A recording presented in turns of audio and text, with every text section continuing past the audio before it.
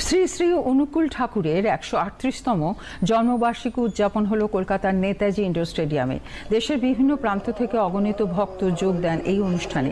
বেদপাঠ মঙ্গলাচরণের পর শ্রী শ্রী ঠাকুরের ভাবনায় স্বাস্থ্যসেবা ও চিকিৎসা সংক্রান্ত আলোচনা অংশ নেন বিশিষ্ট চিকিৎসকরা। ডক্টর জীবন চক্রবর্তী বলেন, মানুষকে ভালোবাসাই হলো আসল ধর্ম।